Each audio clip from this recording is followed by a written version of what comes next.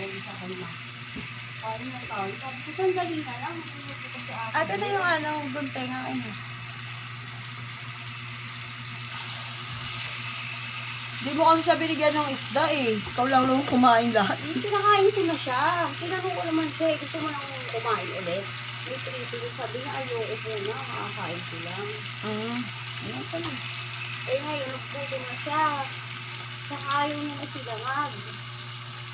Kasi nagsinabi sa kanina.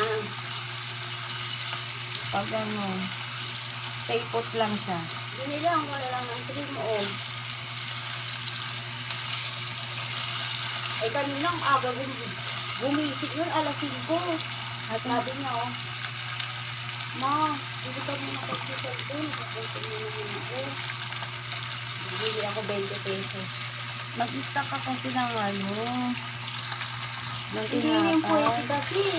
Mabilis magsawa. Gusto mo yung bago lagi. Lalo sa cigarette.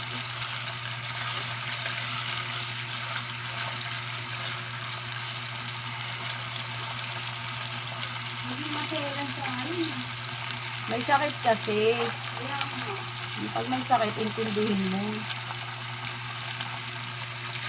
Isa ka nakakapag mag-iin. Pagka nabigay ko ano na agad ko sa kanya. Talagang siya naman ako. Nalalang din ako. Inaawit ko. Dito ako sa sabihin. May awayin kasi may sakit. Gagi, kawawa naman. Kaya ang sabi ko, huwag ko naman na kasi akong sigainin. Kung pa kaya akong maibigay sa iyo. Sabi ko, pag nagpera naman, ibigay ko eh. Pero lagi, pag wala akong pera, minsan dapat aasahan mo yun yung nanay mo. Hindi naman siya nakikipag-cooperate sa akin eh. Buti ka mo Hindi naman yata yan iniintindi ng nanay niya eh. talaga.